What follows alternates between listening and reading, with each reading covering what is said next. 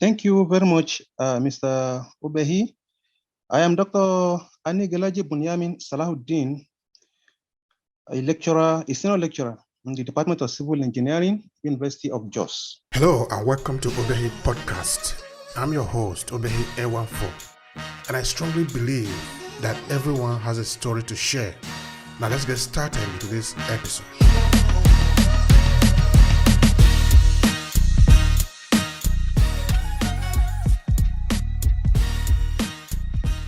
Apart from being a lecturer, I'm a consultant as in part-time, which is allowed in our teaching profession, with some consulting engineering firms here in the northern part of Nigeria.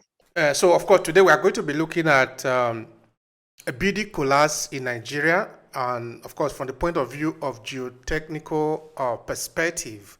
And I'm also going to be asking you something relating to building architecture and civil engineering in Nigeria. So I'm really honored to have this conversation with you.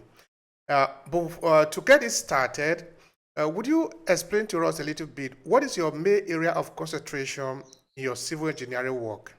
Yeah, well, my major field is geotechnical engineering. Of course, it is a field here in Nigeria. We study it as a civil engineering at undergraduate. It's from the masters that we normally specialize, and I specialize in geotechnical engineering, which is engineering of soil and soil structures. Thank you. Mm-hmm. All right. So then how do you, when you do that kind of study, what are you supposed to do? Try to understand the soil, you understand, then what? What do you do with it? Yes. Geotechnical engineering is engineering of soil, that is the studying of soil in relation to the structures we build on them, and the study of the structures, the interaction of the structures we build on those soils.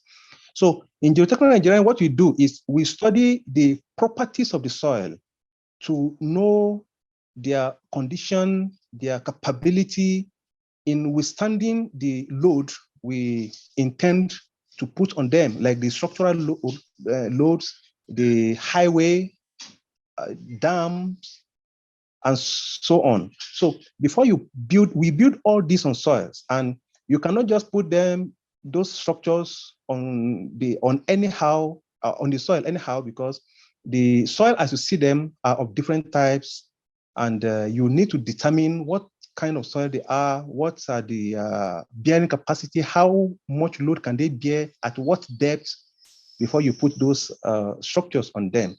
And that is what we do as geotechnical engineers. Now, when you say soil out of different type, I don't know if you want to expatiate a little bit, looking at, of course, the particularity of the Nigerian soil. Looking at the topography of the Nigeria land, and does it help us to build infrastructure that we want to build? Say anything in those areas? Yes. When we say soils, from engineering perspective, of course, is different from those of agricultural scientists. Agricultural scientists, when they say soil, when they say types of soils, what they look at are the nutrients and how much productive they could be with respect to agricultural plants.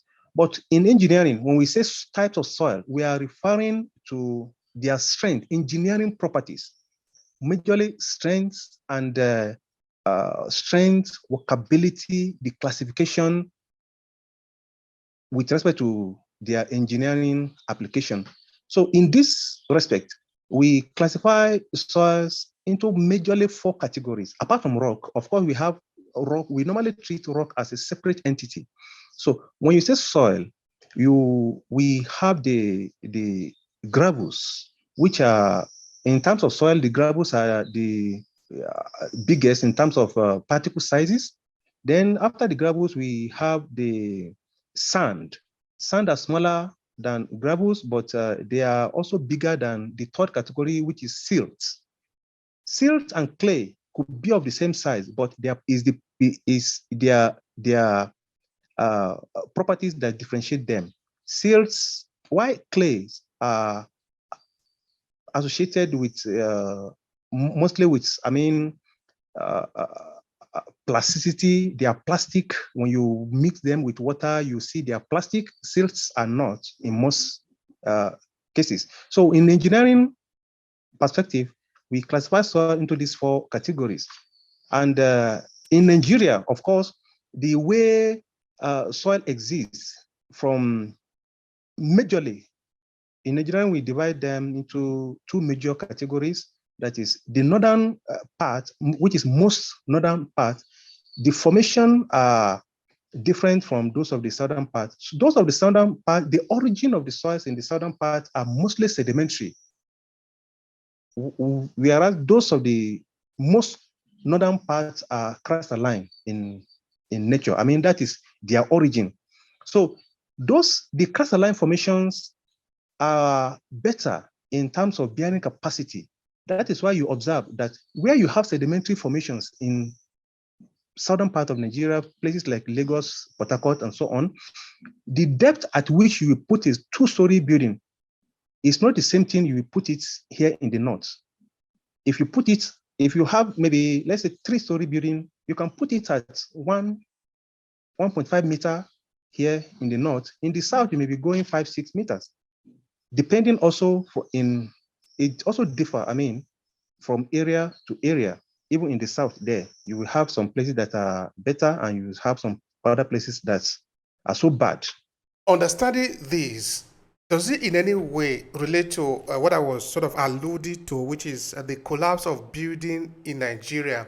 Because I want to believe that the studying of soil, knowing how the soil is built up, that are reason for it, probably is supposed to help us avoid the catastrophe that usually come at the end of the day. So that is what I'm looking for, a confirmation from you. Is it in any way going to, if you understand it properly and then work on it, is it in any way going to prevent the continuous collapse of buildings in Nigeria, or is it because it's just normal, houses can collapse anytime? Yes, understanding the properties of the soils in any site is very paramount and can, of course, help in building collapse. But however, building collapse is not only caused by soil problems. There are several other factors that causes building collapse. If you place your foundation on soil and you place it well, we call it substructure. The superstructure you are going to put on it, that is all the story buildings you are going to put on it, the floors, they are no more having any direct interaction with the soil. It's your foundation that has direct interaction with the soil.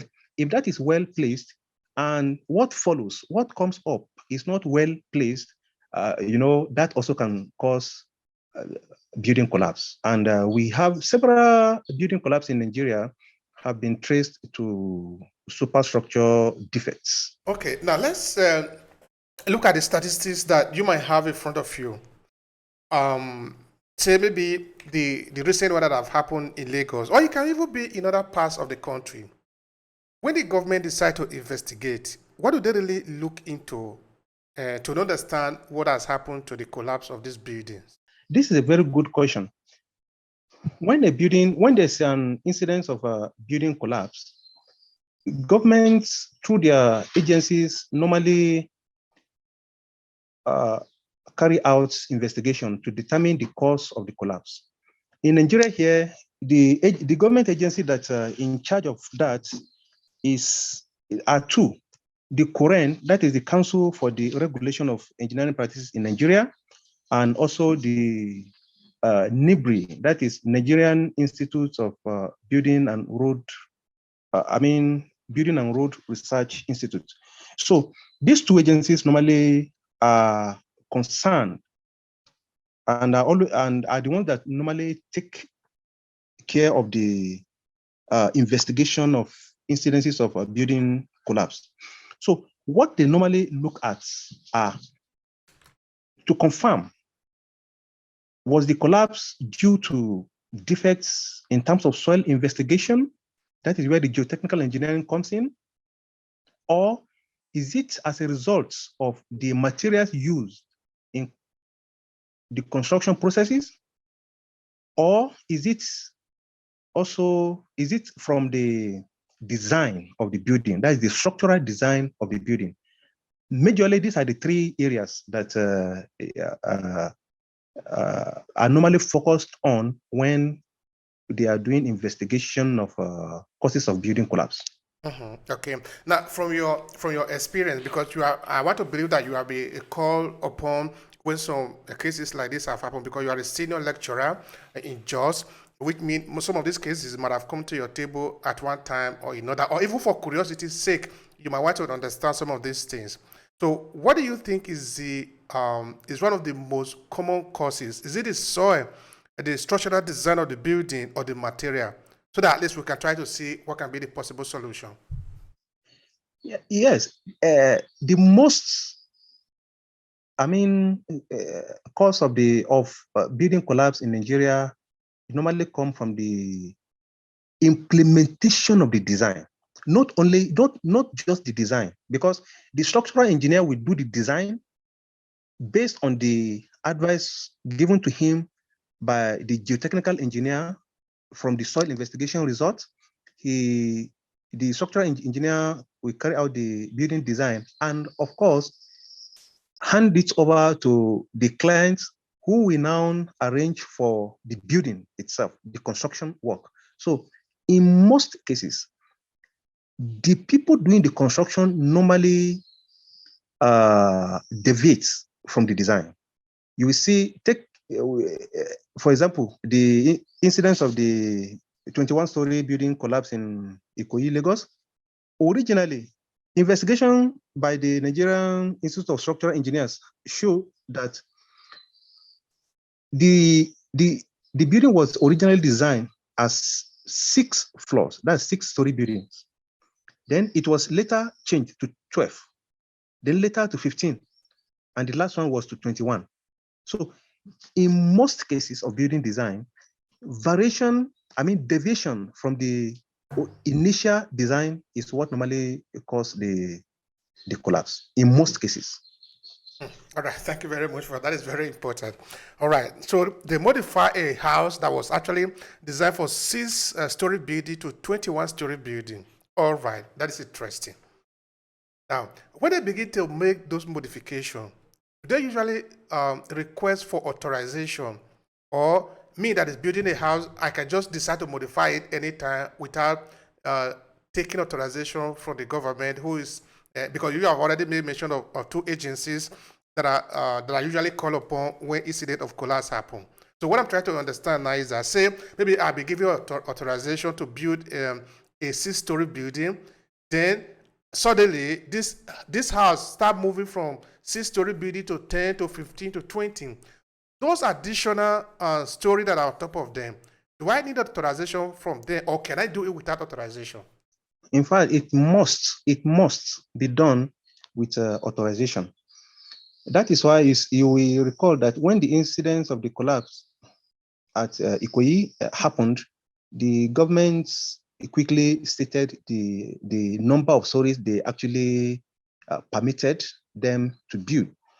So no one is allowed to, on their own, change the initial permitted number of story without going back to the same government that gave the permission initially for approval of the additional stories. But the problem there is this: when even for cases in which the individual's clients go back to the authorizing government to have approval of their changes, there are other considerations that the permitting agency will look at. You see, if you are permitted to build 6-story building, and you have designed and constructed your foundation based on 6-story building, now you go back for permission to increase the number of stories. You know that of course no one will give such an approval. That's this particular uh, uh, reason is what normally prevent them from going back. Because if you go, how do you expect a government agency that has approved 6-story building and you have done your design and construction of foundation? The foundation has been designed to carry 6-story building. What kind of approval can be given to build 12? What normally happens is this: when we design foundations, you see, when you do the soil test, we do soil tests at different intervals.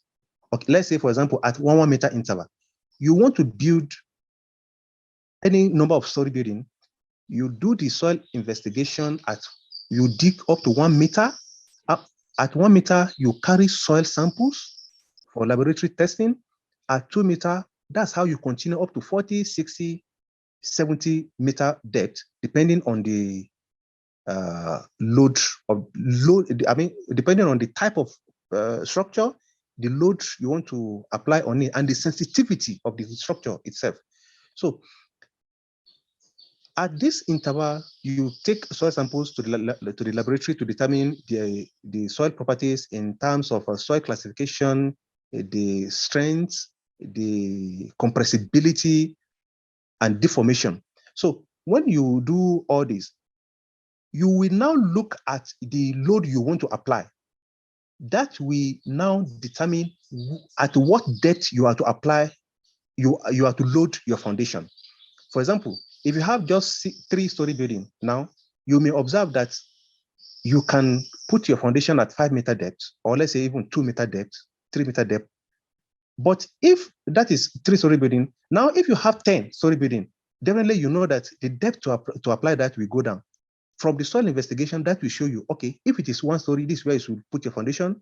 If it is 3-story, this is the depth that can withstand that load. If it is 5-story, this is the depth that can withstand that load. Now, you are given permission to build 6, and you have laid your foundation at depth that can withstand 6-story building.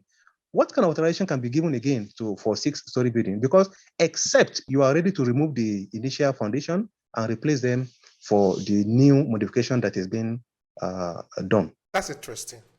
That means now that the person who go ahead and modify his plan without the proper authorization is already going against the law in this case.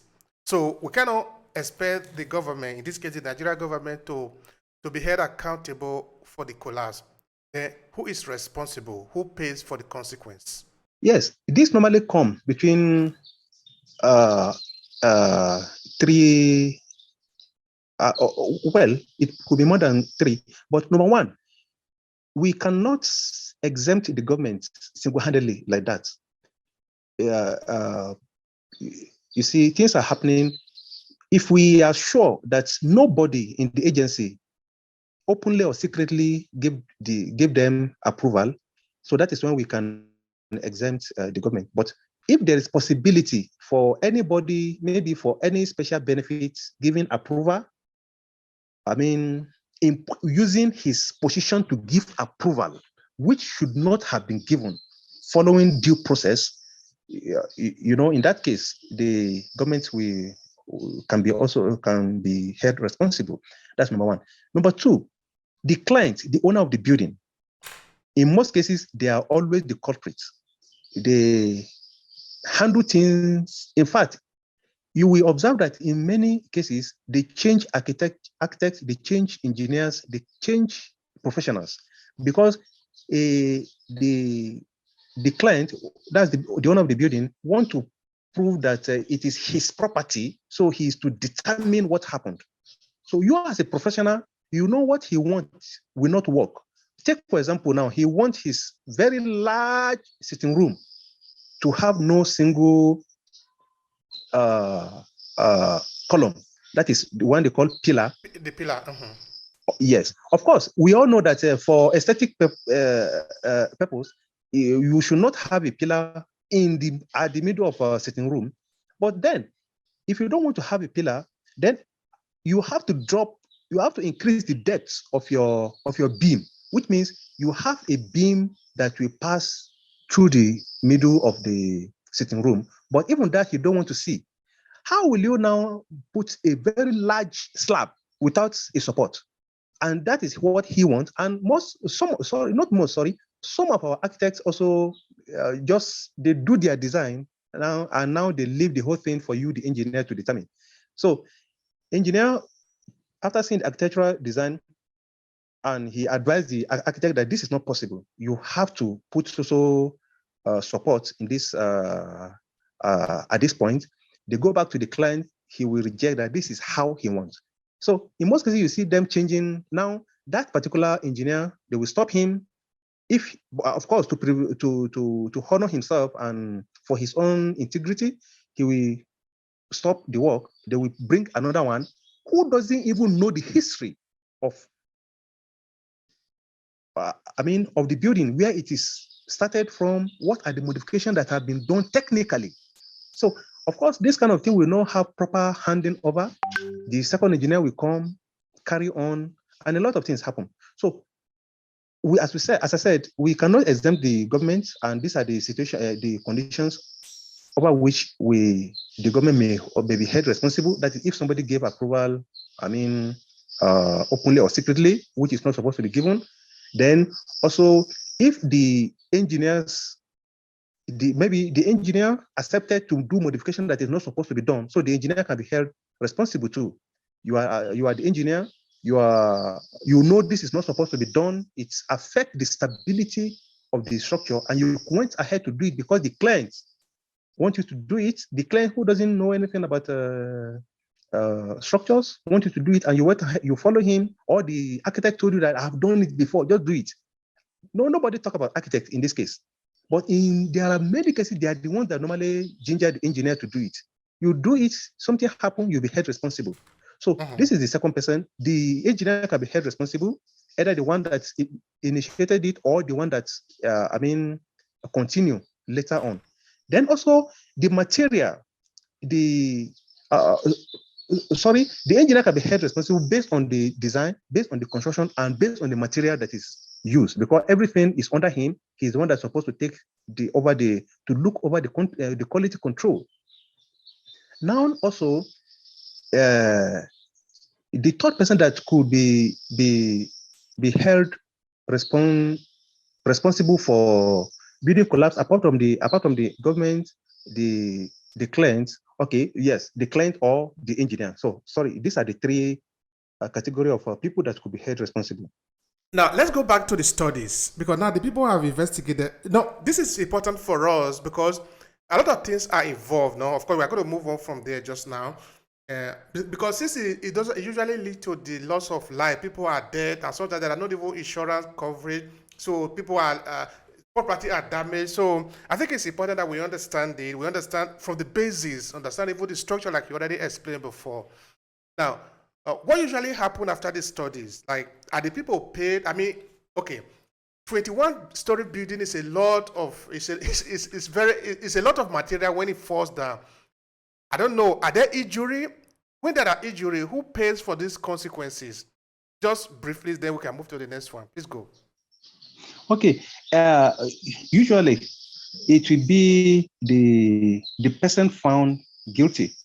So, but if it is the engineer, normally that is the highest I think they could do to them is to seize their certificate and maybe jail terms. But payments, they are not that strong to make any payment. So even if someone is to be forced to pay, it will be the clients. It will be the clients. And of course, the payment is not normally that something good compared to what is obtainable from other developed countries. So in most cases, the loss is on the people that got it. Your family died, and that's all. In most cases that I've seen, that's all. Nobody talks about anything again. That is very costly, you know. It's very costly. So the people just lose this. Anyway, so let's go back again now. We are in Africa. We are Africans. We didn't just start building houses 2 or 3 years ago. Now, in your research, is there any way you sometimes go into ancient building in terms of the design of Nigerian houses? Okay, not only you in this case now, also because you have other lecturers under you. Sometimes you also work with other agencies, both local and federal. So I'm trying to understand if maybe the design of the Nigerian building sometimes have anything to do with the design, because Africans in Nigeria we building houses for thousands of years. So help me understand if there is any connection there. Eh, well, we have been building houses for thousands of years, but the truth is, the the early people and the early buildings normally they take care of a lot of things, which the conventional building technology has proved to be too expensive and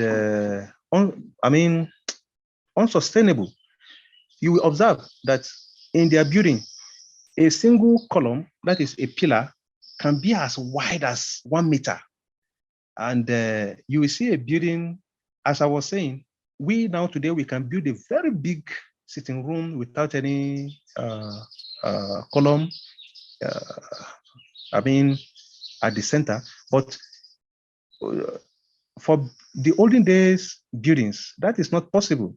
So, of course, the we can it is not sustainable, and it is not even scientific, because they and in terms of safety, they are not that safe. They are not that safe.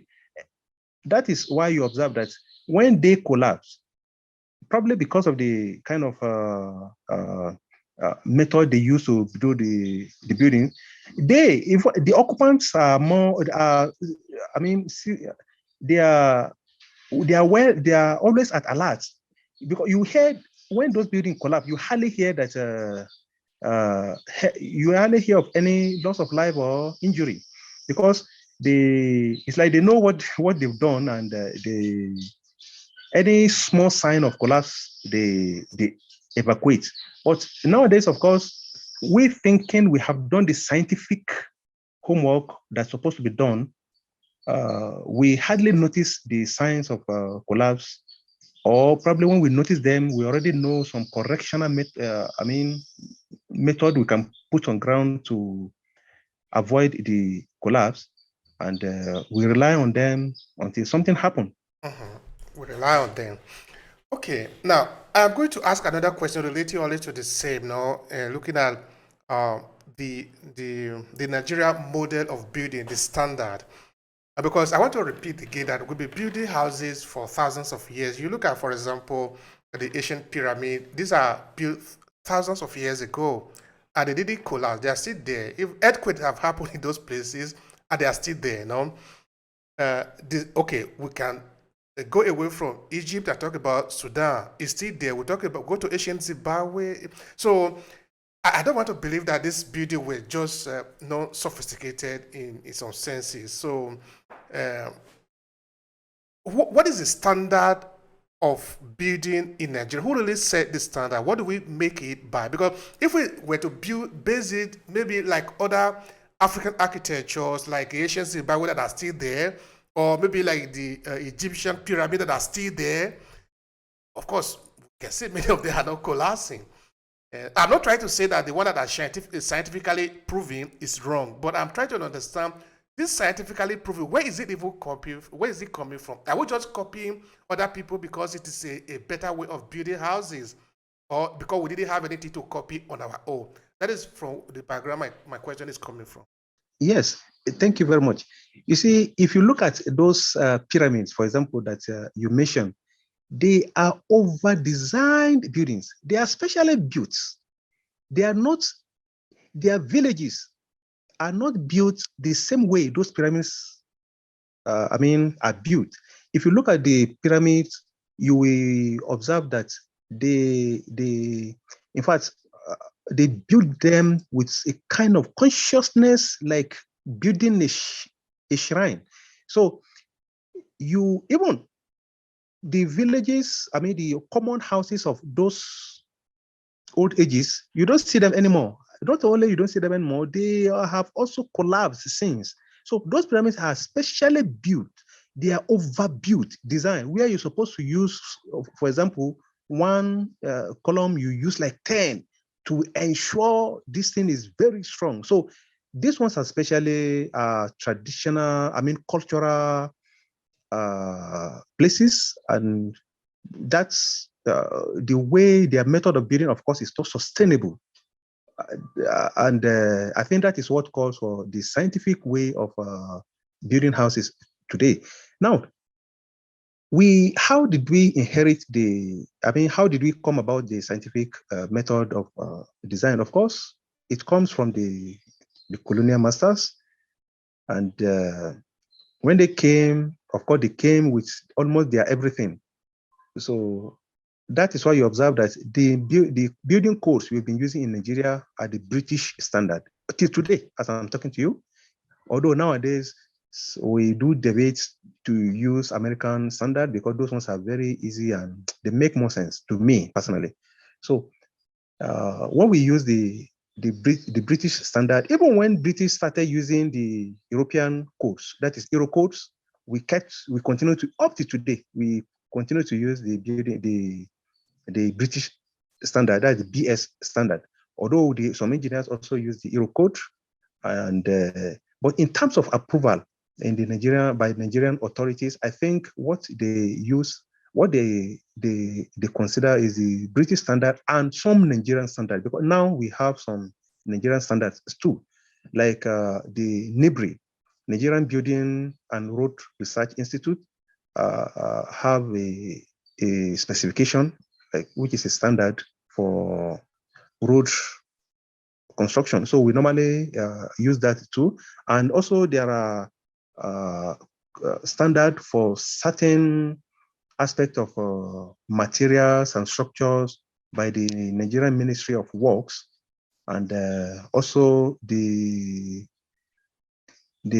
Standard Organization of Nigeria also has some codes that we do use also. So how did we come about this, our own codes? Of course, they were developed based on the existing British standard and our experience on the field. So we made some adjustments based on our experience in the field and using the British standard as the background. So this is how we come about the standards. Mm-hmm. Thank you so much for that. You did make mention, okay, I'm not even going to talk about the American and the British standard. Since you made mention of the Nigerian standard, that become even more interesting for me now. Can you be more specific? What even make the Nigerian standard different from the American or the British standards, both in terms of the aesthetic, the design, and in terms of the durability of the structure for the Nigerian people? Yeah, majorly what makes the standard different from the foreign standards is what is now very commonly heard, local content, what they call local content. So when we use their standard, you observe that, of course, there is serious variation between differences between their soils and ours. So, and their materials generally and ours. Their codes were developed based on the materials. So when we use them, we have understood the differences and we have been making modification on them when we are implementing the designs. So gradually we got the idea of where to change, and with that understanding, our own codes were developed. So if you say what is the differences, is majorly the variation in their materials and ours.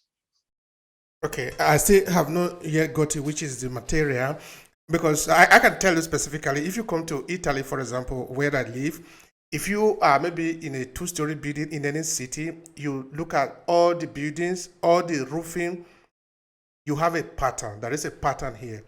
If you go to US, you are still going to have, there is a pattern. You don't just do things anyhow, mix up, mismatch the British or the Austria or the German pattern of building. There are standards for the country.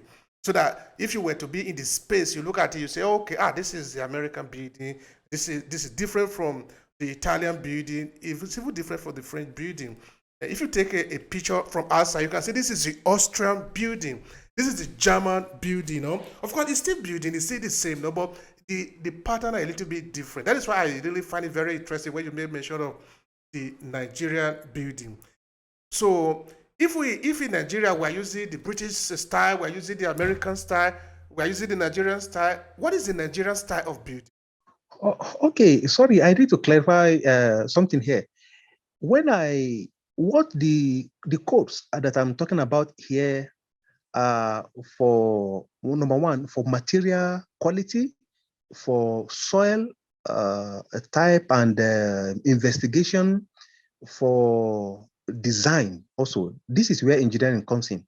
In terms of aesthetic or the look of or the pattern of the building, as you mentioned, this is architectural concern.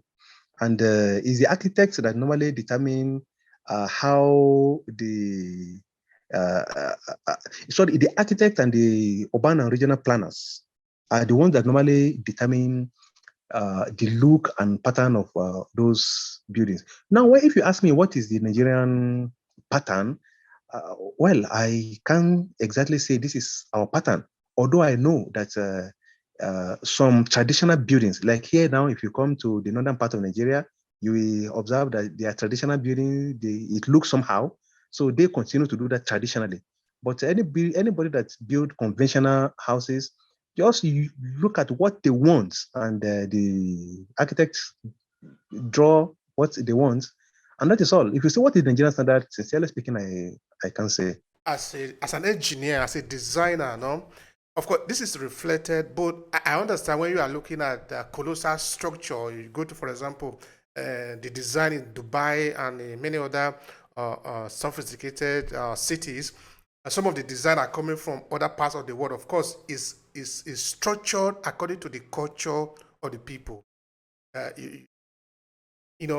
I'm saying that there are usually the idea behind how the city is designed. Or it's not just this is my okay. I understand. I have a certain saying how my look is going to be, but it's going to be at the end of the day in line with what the government already decided. This is the identity of this place in terms of how it look and all that.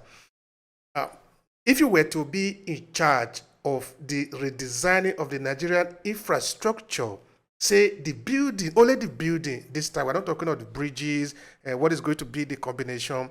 What do you think is relevant to see building of housing in this case, so that you look at it and say, okay, that is a Nigerian type of house? Yes, this is a very good question. Not only Nigeria and not even only Africa, but almost every country around the world is integrating. If you look at the Dubai, as you gave as an example, okay, if you look at the Burj Al Khalifa, I don't think it follows any of their culture, but Burj Al Arab actually follow a boat like this thing, which probably is their culture. I don't know, but the world is integrating. People do things nowadays from experience they gain from other places, and as Nigerians, because of our diversified culture, you can hardly say this is the culture we should follow. Now, if you want to design Abuja now, for example, which is the capital, yes, of Nigeria. Now, which culture are you going? Which pattern are you when you have the diversified culture? Lots of people, and each and every one has its own particular and specific culture. So, in terms of using culture to make a plan or design, I don't think that is viable here. However, as we talk, there are plans everywhere, most especially for important cities. The problem is implementation. People don't really follow it. That is why you observe that when Erufai was the minister of FCT, a lot of demolitions were done. And even here now, also in Kaduna, forcing people to follow the plan. He is not doing anything new, but plan is on ground, but people do whatever they want. They don't only build whatever they want, they even encroach into government land. You will see a road, a very small road, but originally the road is very wide, but people have taken over, they've built houses on the road. So that is why you see most of this building demolition going on. In terms of, town planning, I observed, I attended several conferences in Abuja, and when the town planners are talking, they always complain about deviation from the master plan. Many cities in Nigeria have their master plans, but implementation is a problem. I think government is shy from holding people responsible or forcing people to do the right thing. That's just a problem. But do we have master plan? Yes, we have. Okay, that's where I was going. Because, how can you have a house, like I was saying before, you are some meters away on top of a city in Europe, say maybe in Switzerland or in Belgium or in Germany, you see that all the houses have a certain look. It's because there is a plan they are following. It's not because I just like the way you do it, I just do my own like you. No, there is a plan. You want to build a house in this city, this is how it look like. Of course, you can have the certain twist inside, but there is a plan. If there is no plan, that it cannot fall into place. Because I believe that those who design city, they first of all imagining how it will look. They do a lot of verification. Of course, you are an expert in this area. You need to test different things before you then say, okay, this is how it's going to look. That is going to look, it's only in your head. But then you materialize it by the time you start putting it into place. Somebody cannot just jump in from nowhere and then say, okay, I'm going to build a big road across here. How can you build a big road across here where there is a plan? So that's where actually I was going there in the terms of, because if you don't have a master plan, like for example, Abuja was planned. I want to believe Abuja was actually planned. The way the house, even the color, we can already see it. Because if you then come and start putting zigzag things there, it doesn't fall into plan. It doesn't become beautiful. It doesn't. The reason there is a plan is so that it can be fine. It can be coherent. Some of the earlier European visitors to ancient Benin said that the street was straight line, which means it was planned. This is ancient city. So I don't understand why people are not obeying the plan. Is it because the government is so weak, so they are not able to even implement their own plan, or because the people are too powerful? What is really happening there? So that they are not obeying the master plan to make sure that we have a coherent city, a way that things should function. Yes, in fact, this is a very good observation.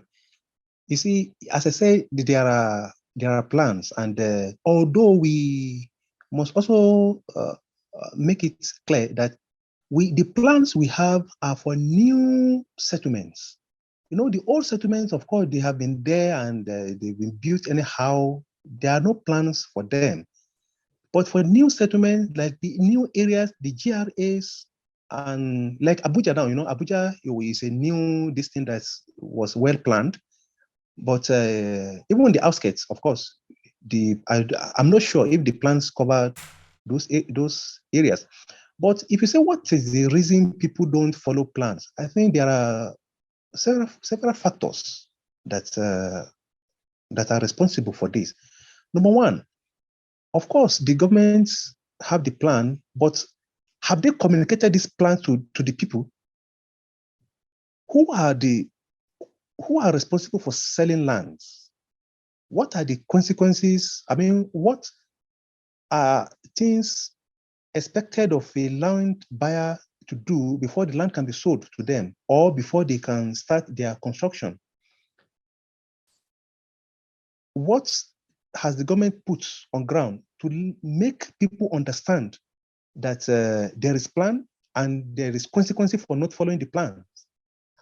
Is the government even aware of new buildings taking places? Being built in places where we have the master plans. So these are the factors that normally cause them.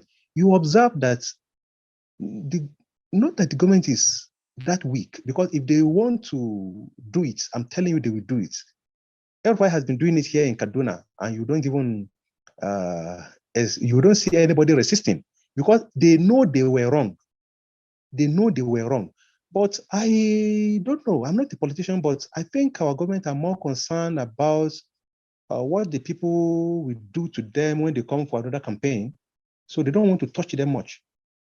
And you observe that the person, even the ones that normally do this kind of enforcing the law, they normally do it during their second term when they know they are no more coming back. I think political interest is a big factor in terms of this. And also the political will for the government itself to follow the plan, because some government officers also, you wonder if they really know what they are doing. So these are the factors in my opinion. Mhm. Thank you so much. That is a very important factor, Mr. Saladin. Now, you see, not following the plan is what lead to what we discussed before in the first part of this episode, where somebody who say, I want to build 5-story building, 6-story building, and end up building a 21-story building. And the consequence of that is that you have a disaster. Now, because when people like you, expert, engineering, sit down to design a city, you are not just looking at only putting up structure, houses, and all that. You are considering also the seaway. Where is the water going to flow to?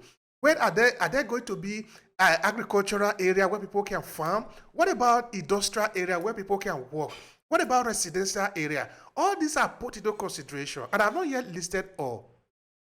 If we just buy land and put whatever you like there, if everybody do what they like, then we are going to be having confusion. So that is where I think the government must be very clear exactly what needs to happen. Not only in your own tenure of 4 or 8 years. The plan is not for administration. The plan is for the people. The plan is something, because if it is a good plan, it's going to last for hundreds and even thousands of years. If you are so selfish that, okay, I'm just so that I can get popularity, I can get vote, you are just deceiving the people. Because the plan, the design of Abuja is not for administration. We are looking at the future of a country, the history of a country. There is a reason behind it. So you cannot just jump in from nowhere and say you want to build a poultry in the middle of a place that was supposed to be reserved for sewage, or that was supposed to be reserved for other things. You see, this is why I think it is really important that all of us, we need to look at this as something that is critical. It is important. We're looking at our development of infrastructure. Okay, another thing relating to this infrastructural development is, do you think it would make sense that the way we design infrastructure should sometimes reflect our history, where we are coming from, the empires, the kingdoms that have existed in our places? I'm not saying we should copy what is happening in Kano and go and implement it in Benin. If we are designing the city of Kano, then if it is a plan, that is a master plan, that it must reflect somehow the people that have been there for the last 1,000 years, so that when we are talking of the empire that have come to that place, we don't just imagine it. We see a semblance of representation of the people that have been there. Maybe not exactly the way they have structured their house, but at least we can think of it and will help us to understand what has happened in that place before. Help me with that. Thank you very much. I want to start with the issue of following the plan. You see, not only that we don't follow plan, also, but in fact, even when the government built the infrastructures, let's say the buildings, and of course you expect them to follow the plans, and they give it out to people, putting those buildings into use is another problem. You will see a residential building being rented out to a school. A building, a 2-bedroom flat that is that is originally built for a single family of, let's say, because of our Nigerian factor, let's say 10, is being used for school. 2-story building, a 2-bedroom flats, a parlor and 2 bedrooms. In each of these bedrooms, they will put 20 pupils there. In the parlor, maybe 40 or 50. So not only that we don't follow the plan, and we don't also follow the usage. This is where collapse of building also has emanated as a result of the use of the building. Because when you want to build a residential house, there are factors you use which are completely different from those you use when you are building a religious place.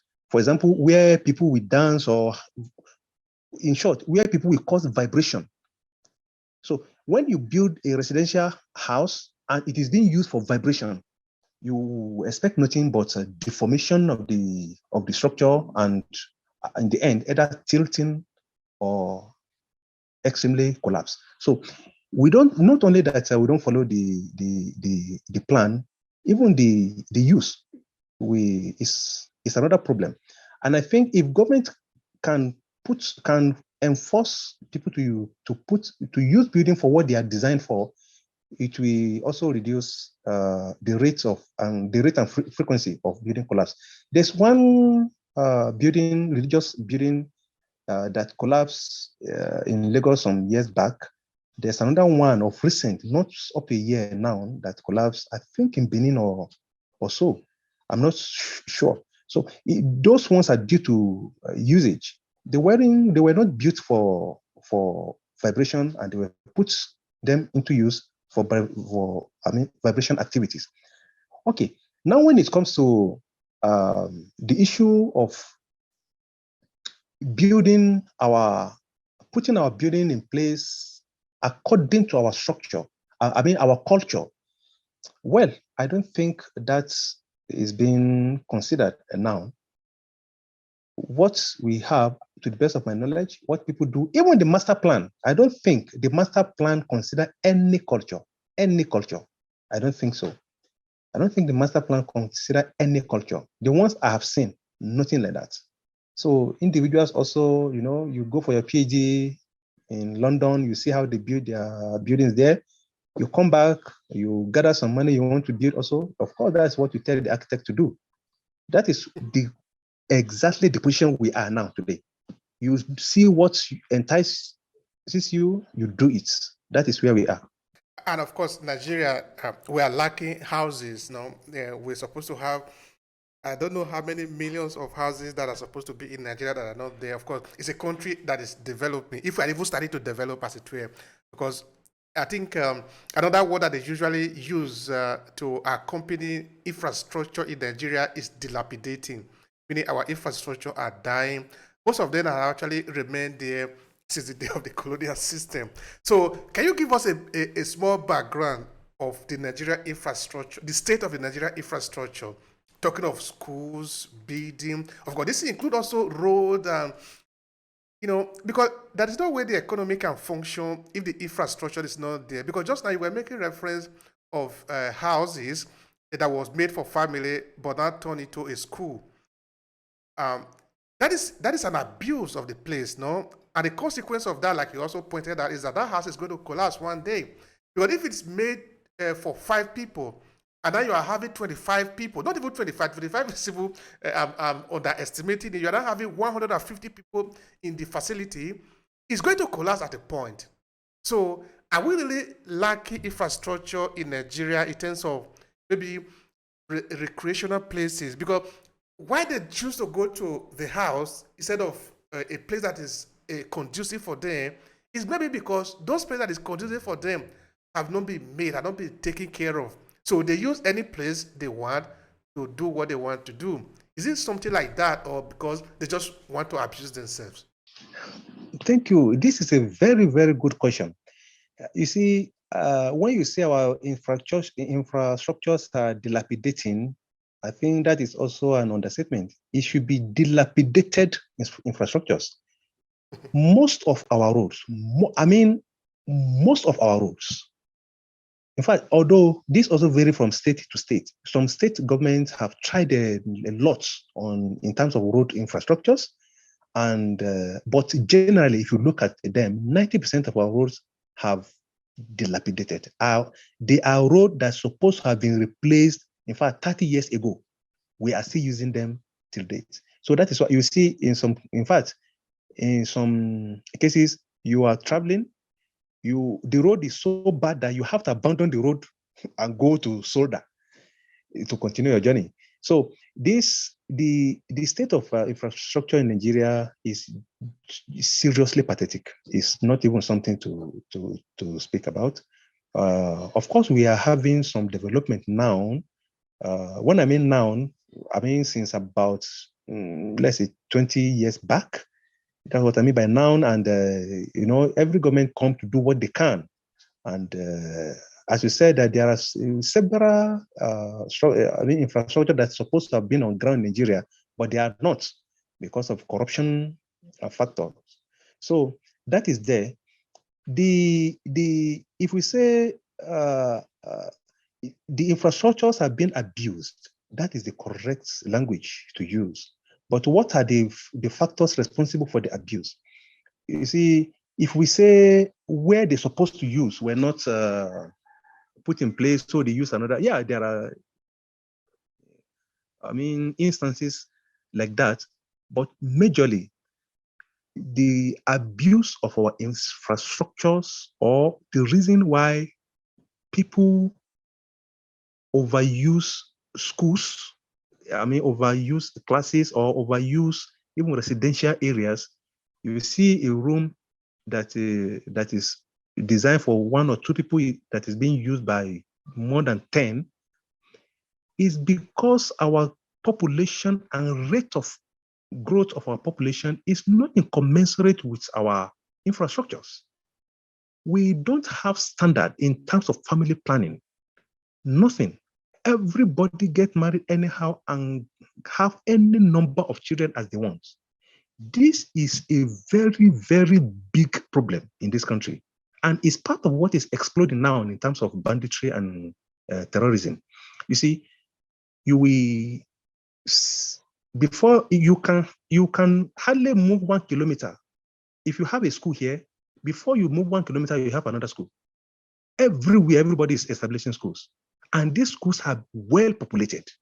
You see them reducing their school fees, of course, with less paid teachers.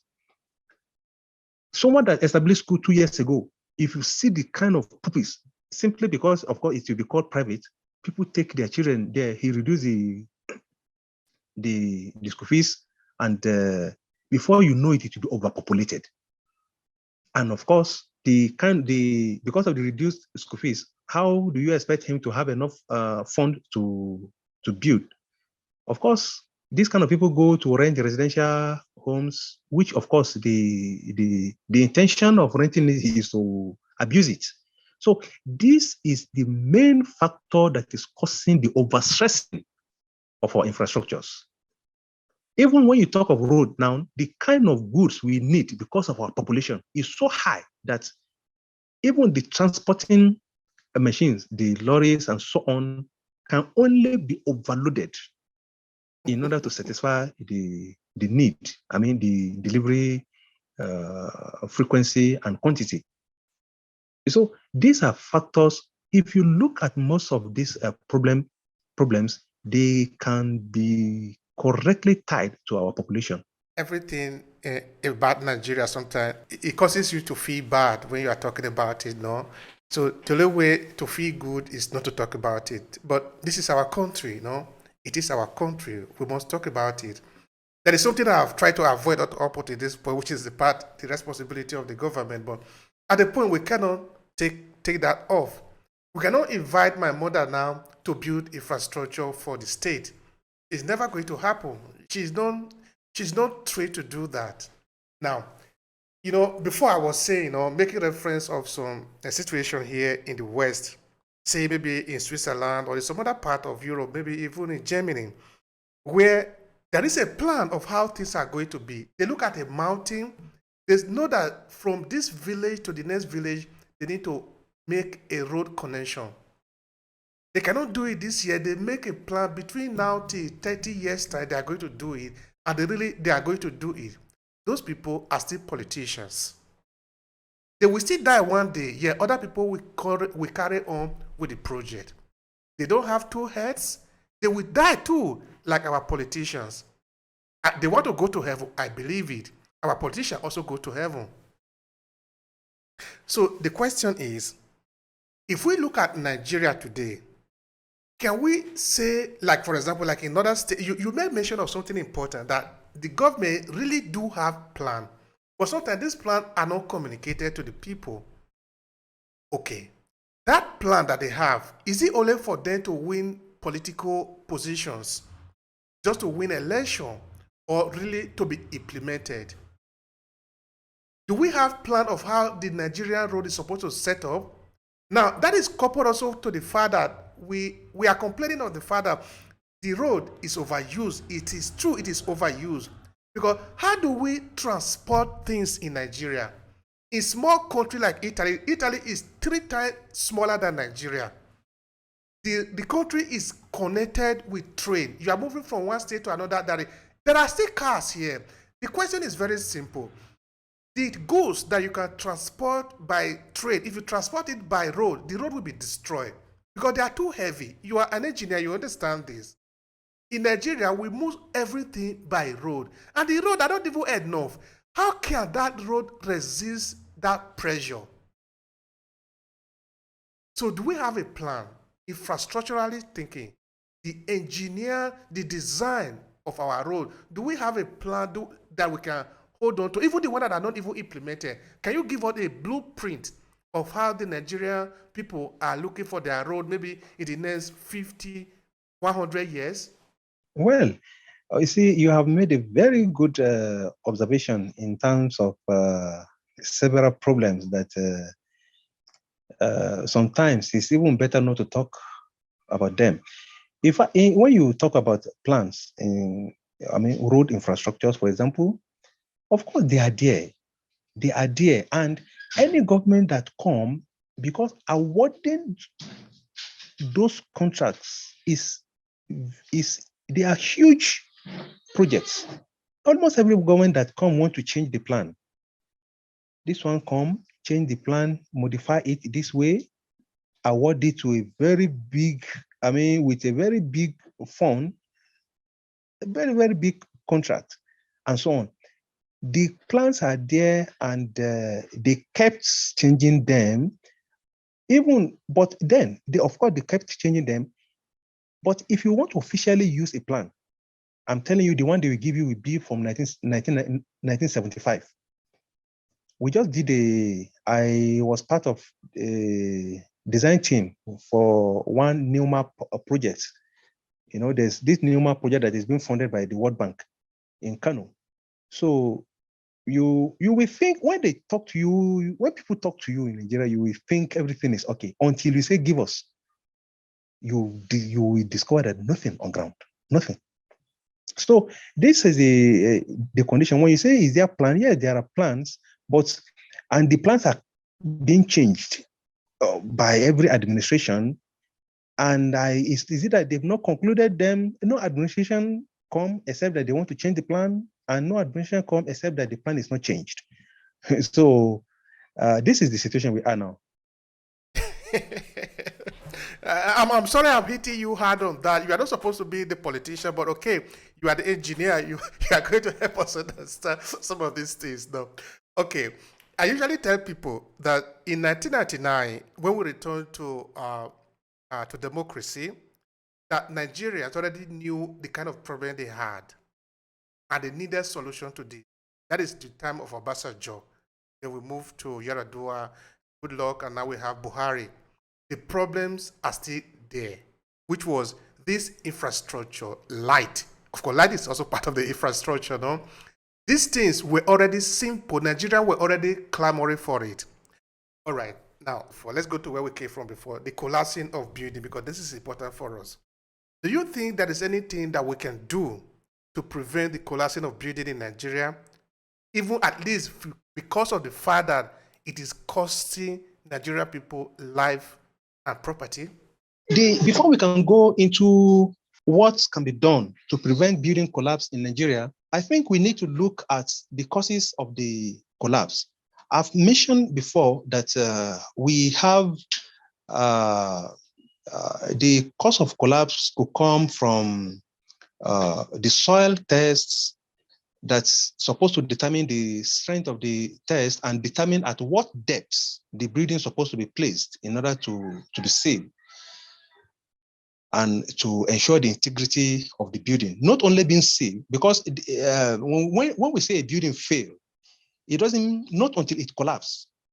When a building cannot be used up to the standard it is being designed for, it has already failed.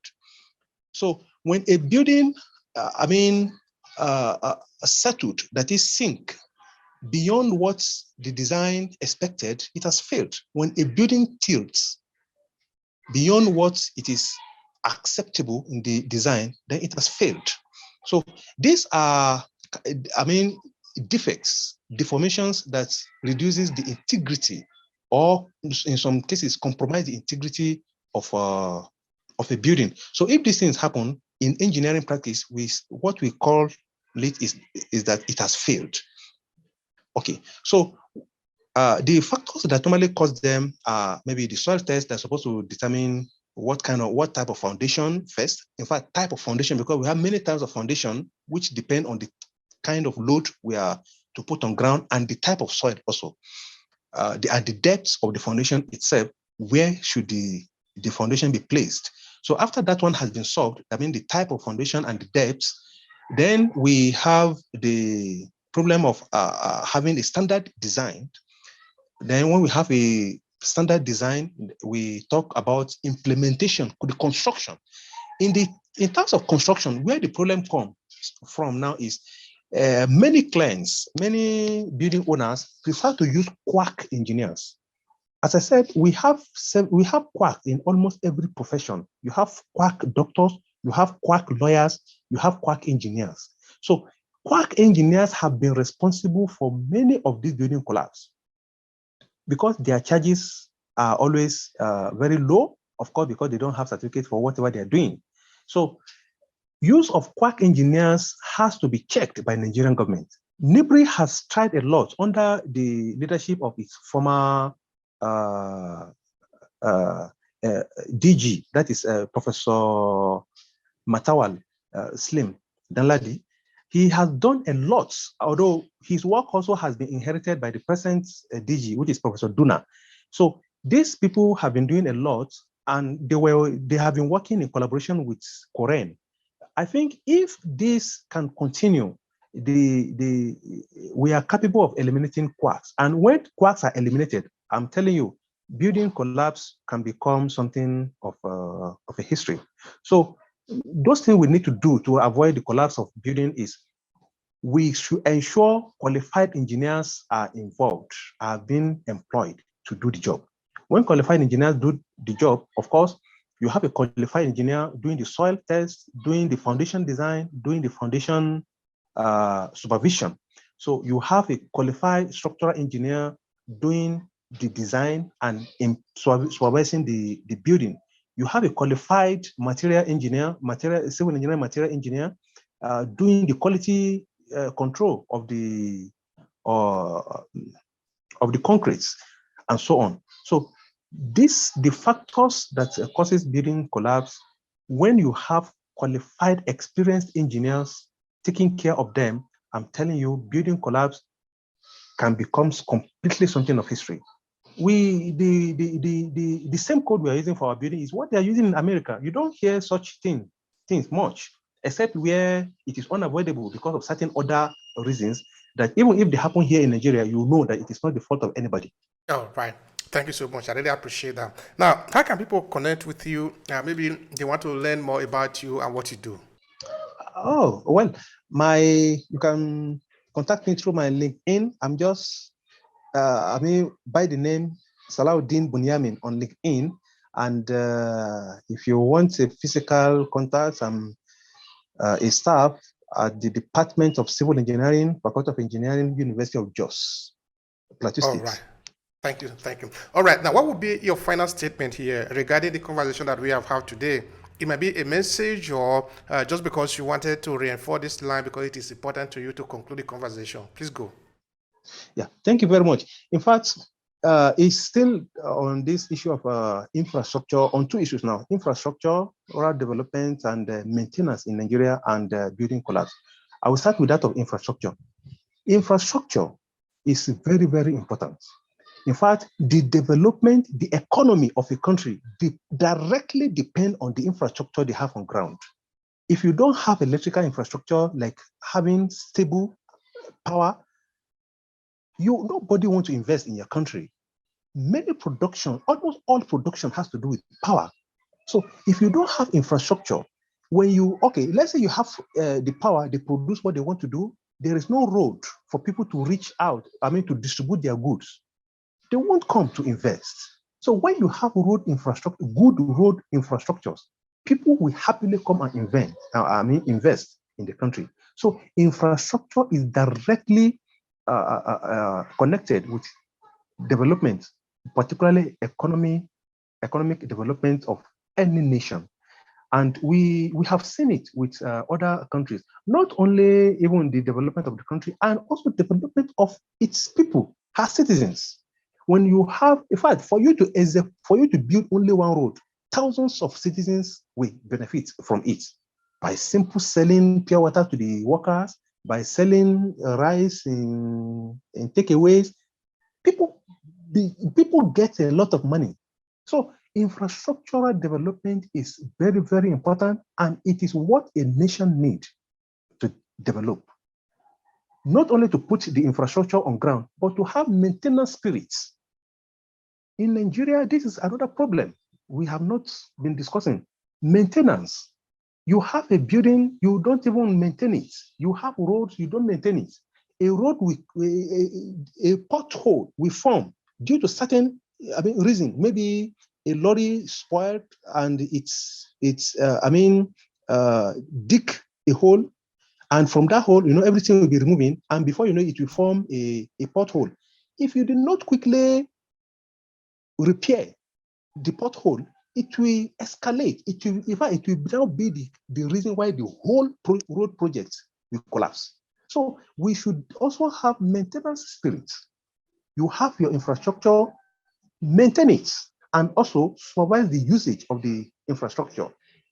You cannot use road, as you rightly said before, you cannot use road to transport everything you want to transport. They will not last long. All this infrastructure have their lifespans. Their lifespan depend on the axle load they are designed to carry. So if you overstress these roads, they will spoil very soon. So for you to enjoy an infrastructure, you have to make sure that they are being put to use exactly for what they are designed for. And of course, you cannot use road to carry everything. Train is what we know that they use to carry heavier loads. So that is in terms of infrastructure. Put them on ground, maintain them, and enforce that they are put to use for exactly what they are designed for. Number two is the issue of building collapse. Government should ensure that certified engineers, experienced engineers are being used for everything engineering.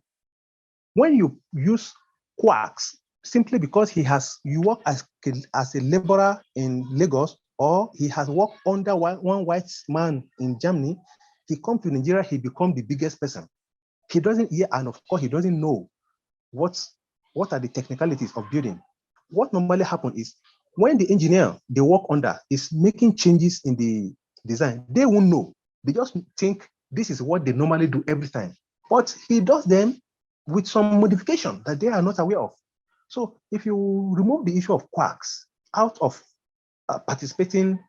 taking responsibility of engineers in Nigeria, I'm telling you, we are going to say goodbye to building collapse in Nigeria. Thank you so much, Mr. Salahuddin Buyami. I really appreciate the time. Thank you so much. I appreciate it. Thank you. If you enjoy this podcast, make sure you subscribe so you never miss any of our future episodes.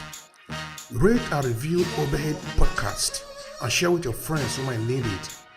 I remain Obehi Ewafo. Thank you so much for listening, and talk to you in the next episode.